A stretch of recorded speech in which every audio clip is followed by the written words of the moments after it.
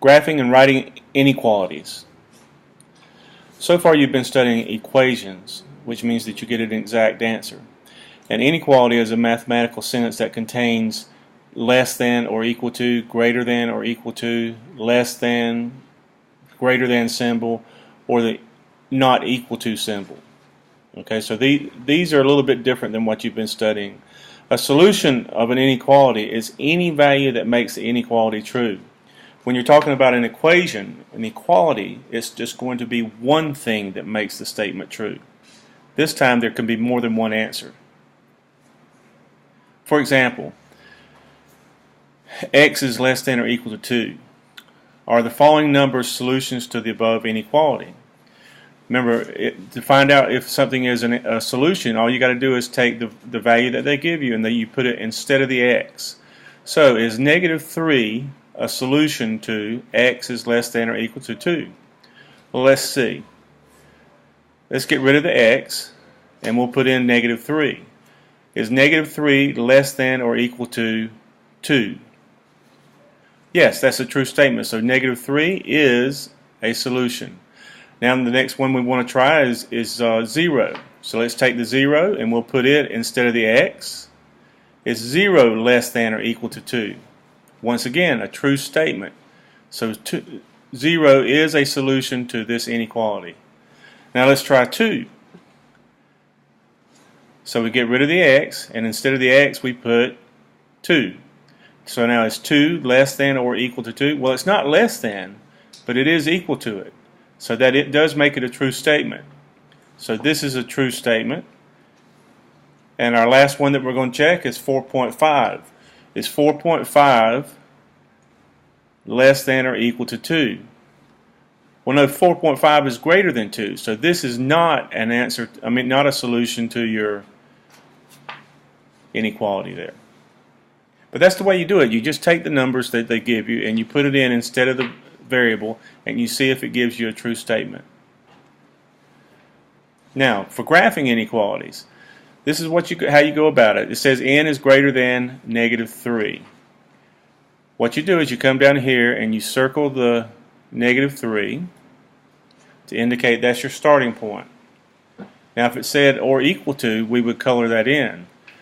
But it does, negative 3 is not included in the answer. And it says greater than, so greater than means to the right. So we indicate all the numbers to the right of negative 3 as solutions to the problem. Because see, if you take negative 2 and you put negative 2 is greater than negative 3, true statement.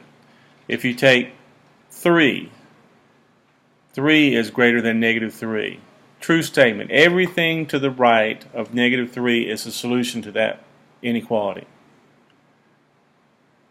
Alright, this time we've got n is less than negative 3. So once again we're going to circle negative 3, and this time less than indicates that you go to the left. So we put our arrow to the left like that, and everything to the left of negative 3 is an answer to our inequality. Alright, a little bit different this time. It says n is less than or equal to negative 3. So we're going to draw our circle, but because it says or equal to here, we're going to color in our circle because 3 is a solution to our answer, a solution to our inequality. And it says less than, so that means that we can put our arrow to the left like that. Okay, because see, look, let's go back to the previous one. N is less than negative 3. If we use negative 3 and we put it in, negative 3 is less than negative 3. Is that a true statement? No, negative 3 is not less than negative 3. So negative 3 is not included in the solution. Whereas if you come over here and you've got negative 3 is less than or equal to negative 3, well, it's not less than, but it is equal to it. So that means it is a solution to your inequality. So that's why we color it in. Okay, your turn. H is greater than 7. Pause the video, graph this, and then come back and see how we did.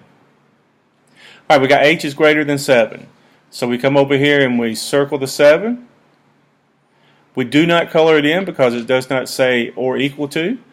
And it says greater than, so that means we indicate to the right. Okay, did you get that? Alright, once again it's your turn. F is less than or equal to 0. Pause the video and see how you do. Alright, we've got F is less than or equal to 0. We circle the 0, and this time we color it in because it says or equal to. And it says less than, that means that we indicate to the left. I hope that's what you got. Alright, G is greater than -4. Try this one. Pause the video and come back and we'll see how you did. Alright, we've got G is greater than -4. Find -4 on the number line, circle it. Okay, it does not say or equal to, so we don't color in the circle. And it says greater than, so that means we indicate to the right. Alright, this time it's going to be a little bit different. This time you're writing the inequality based upon the graph. We're doing it the backwards, opposite way of what you've been doing. So this time you're given a starting point. The starting point is -6. Okay? And you'll put the variable on this side. Now, does it include the 6? No, it's an open circle, so you don't put or equal to.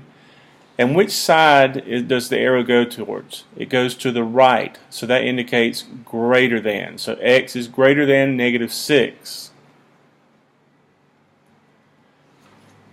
Alright, write an inequality based on this graph. This time we start at 5. And it is colored in, so that means it's going to be or equal to. And it points to the left, so that means it's going to be less than. So x is less than or equal to 5 is the inequality that we write based on this graph. Alright, take your turn now. Write an inequality based upon the graph that is shown here.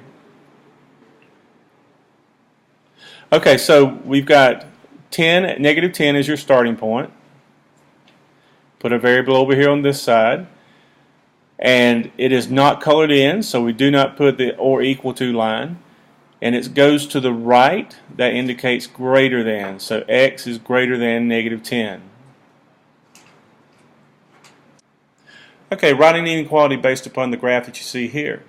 What do you notice about this one? Yes, it has two starting points, or a starting point and an ending point, however you want to view it. But it does not have the way that you've been seeing it so far. So that means that your answer is not going to be all to the right or all to the left. It's going to be in between these two dots. So the first thing you write is your variable. Okay? Then you write your two starting points. -6 is a starting point and 3 is a starting point. The next thing you identify is, does it include those two dots?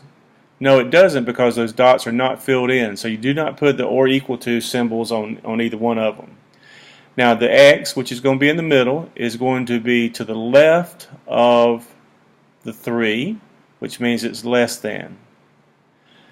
And the -6 is to the left of the x, which means it's going to be less than.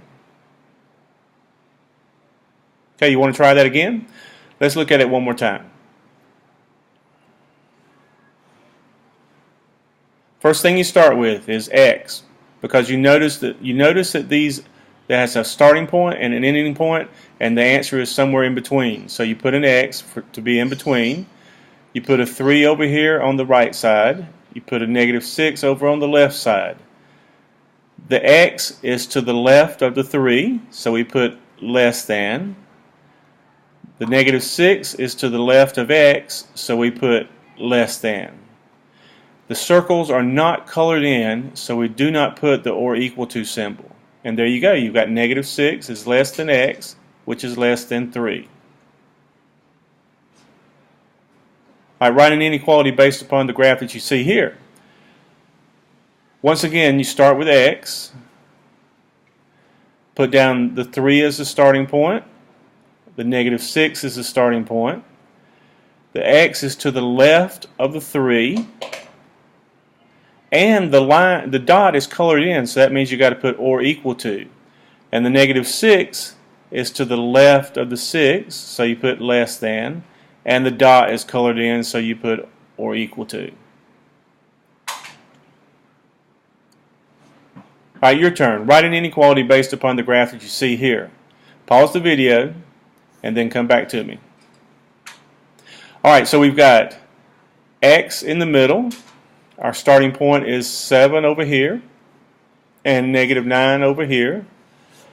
They are not colored in, so it's not going to be or equal to. The x is to the left of the 7, and the negative 9 is to the left of the x. And there's our inequality. Okay, there is something I want to show you here.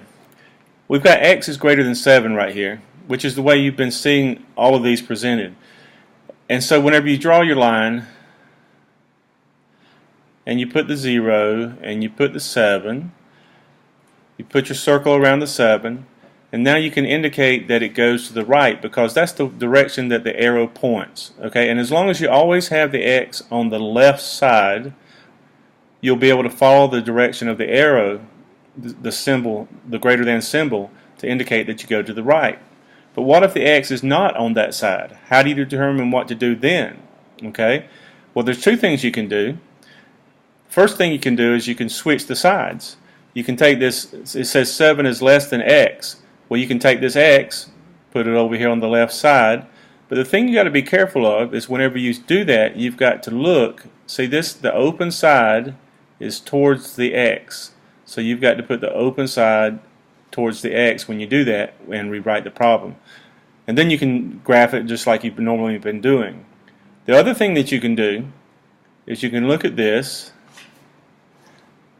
You can put down the 0 and the 7, and it says x is greater than 7. That's how you should read this. X is greater than 7. So you put the circle around the 7, and it says greater than 7. So greater than 7 indicates to the right. You just got to be very careful whenever you're doing this. Don't let it mess you up just because it switches the side of the variable. So you do these last two. Pause the video, do these last two, and see if you understand what we're doing.